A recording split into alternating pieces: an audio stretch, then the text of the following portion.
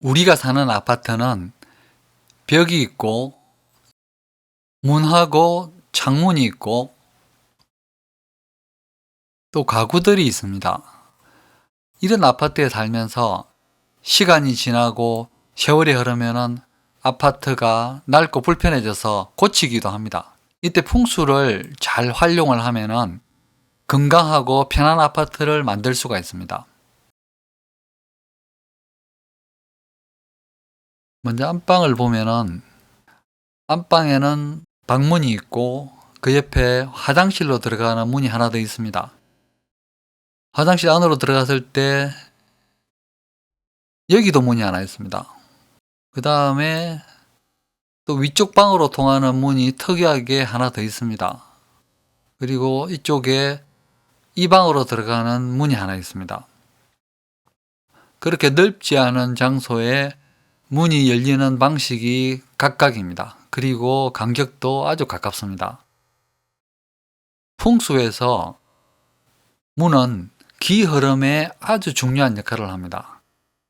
열리는 방식하고 서로 간의 간격이 아주 중요합니다. 물론 현대의 건축이라든지 인테리어 설계 입장에서 보면은 이 방에 사는 사람이 이 문을 통해 가지고 화장실에 쉽게 갈 수가 있습니다. 그리고 거리도 가깝고, 그러니까 기능적으로는 편리하다고 볼 수가 있습니다. 그런데 인간사의 현실은 그렇지가 않습니다. 이런 모양은 식구들 간에 잦은 의견 다툼을 만들어내고 또 빈번하게 부상을 유발할 가능성이 높습니다. 특히 안방하고 이쪽 방에 사는 사람들 간의 사이가 아주 나빠질 수 있습니다. 그렇다면은 인테리어 공사를 할 때 우선적으로 이 상황을 좀 단순하고 편하게 만들 필요가 있습니다. 지금 현재는 화장실 문하고 안방 문이 서로 등을 돌리고 있습니다. 마치 화장실로 들어오지 말라고 거부하는 느낌도 들고 이렇게 삥 돌아서 들어가는 기분도 들고, 아무튼 여러 가지로 출입이 불편한 것이 사실입니다.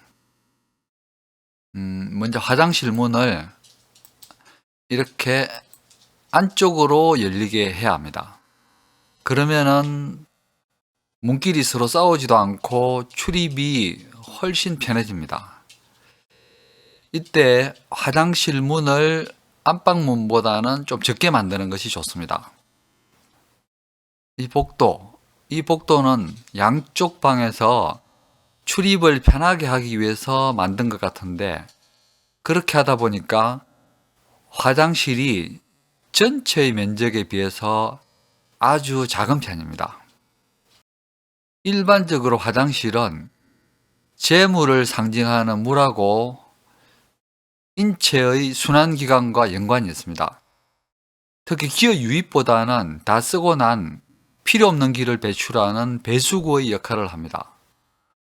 그런데 화장실이 이렇게 좁고 복잡하니까 돈도 잘 못 벌고 건강 상태도 나쁠 수가 있습니다. 그래서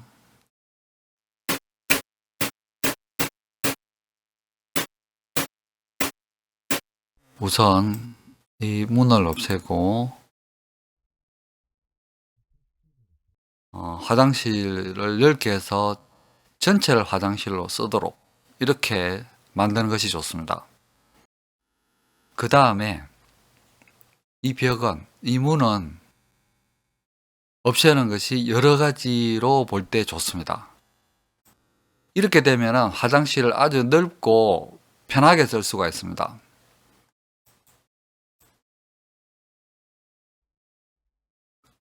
그 전에 화장실하고 비교를 했을 때 훨씬 넓어지고 안정적인 느낌도 듭니다. 이 벽을 막게 되니까 이 방에 있는 사람은 거실 쪽 화장실을 써야 됩니다. 좀 돌아가는 불편함은 있지만은 이 벽을 막음으로써 이 방도 정서적으로 훨씬 편해지고 아늑해집니다. 그리고 안방도 마찬가지입니다.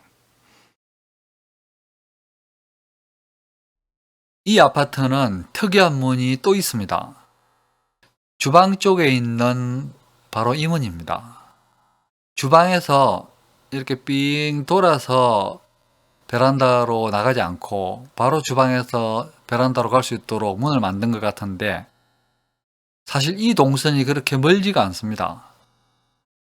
문을 이렇게 내면은 여기는 통로가 됩니다. 문이 열리는 범위 내나 통로에는 가구를 둘 수가 없습니다. 결과적으로 이 문 때문에 주방이 어수선해지고 더 작아지게 됩니다. 풍수적으로는 이 문 때문에 주방의 에너지가 더 소모되게 됩니다. 풍수에서 주방은 살림살이의 세력, 힘, 그리고 가족의 건강과 부를 상징합니다. 보통 경매당하는 집들을 보면은 평면이 반듯하지가 않고 또 구조도 복잡하고 특히 문이 쓸데없이 많은 집이 많습니다. 주방의 이 문은 불길합니다. 그래서 문을 없애고 이렇게 벽장을 만들었습니다. 주방 안쪽에서 사용할 수 있도록. 여기 벽장이 있는데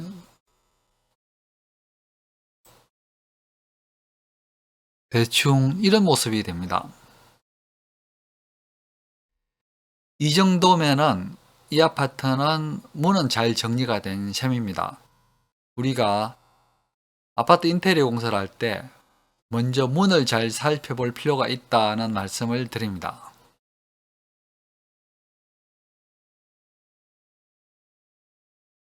인테리어 공사를 준비할 때 자기 집 평면도 정도는 먼저 확인하는 것이 좋습니다. 좋은 집을 만들려면 적당한 수고는 해야 됩니다. 그리해야 집도 고마워합니다. 구글이나 다음 네이버 검색창에다가 아파트 이름하고 평행을 칩니다. 이촌동 LG 자이 아파트 54평 평면도, 이런 식으로. 특히 네이버나 다음은 네이버 부동산, 다음 부동산이라는 게 있습니다. 여기에 들어가면 더 자세한 정보를 볼 수가 있습니다. 현관문을 열고 안으로 들어오면 현관이 나옵니다.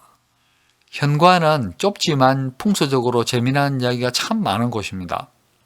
신발장하고 현관에다는 조명기구의 형태나 현관문에는 소리가 이쁜 종을 단다, 기타 등등 현관하고 관련된 재미난 이야기들은 다음 시간부터 제대로 말씀을 드리겠습니다. 여기가 거실입니다. 이런 구조라면은 이 벽에다가 큰 그림을 걸만합니다. 여기다가 사람들이 좋아하는 해바라기 그림을 잘 걸면은 거실이 환해지고 생기가 확 퍼질 것 같습니다.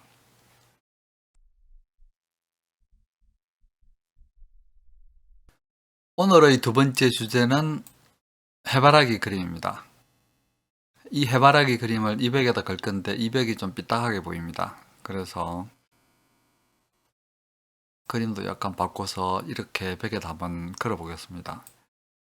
옛날에는 그림을 이렇게 높게 그렸습니다. 시골집에 가면은 액자가 천장이랑 맞닿아 있는데도 많습니다. 근데 그림은 벽의 중심선 부근에서 약간 높게 그는 것이 좋습니다. 만약에 이 장소가 화랑이라면은 중심 부근에 걸기도 합니다. 근데 일반 주택이나 집은 중심 부근보다는 약간 높게 그는 것이 더 편안한 느낌을 줍니다. 벽에 걸 수 있는 해바라기 그림은 참 많습니다. 여기 고흐의 해바라기 그림도 보이는데 먼저 이 그림을 벽에다 한번 걸어 보겠습니다. 이 고흐의 해바라기 그림은 예술적 가치는 높다고들 하지만은 풍수에서 원하는 생동감이나 밝은 느낌은 전혀 들지 않습니다. 어둡고 상실감도 느껴지고 또 고통받는 느낌도 약간 듭니다. 뭔가 가슴 속에 꽉 찬 울분이라든지 분노도 느껴집니다. 고흐의 해바라기는 집에는 걸지 말아야 합니다. 이런 정도의 그림들은 인터넷이라든지 서울의 강남 고속버스 터미널 지하상가, 그리고 남대문 시장에 가면은 대도종합상가라는 데가 있습니다. 여기 2층에 가면은 쉽게 구할 수가 있습니다. 자, 이 해바라기 사진은 어떻습니까? 참 잘생기고 힘도 있어 보이지 않습니까? 제가 지금까지 본 해바라기 중에서 제일 멋집니다. 이런 해바라기는 아주 드뭅니다. 이 사진을 적당한 크기로 출력을 해서 벽에다가 도배하듯이 바를 수도 있습니다.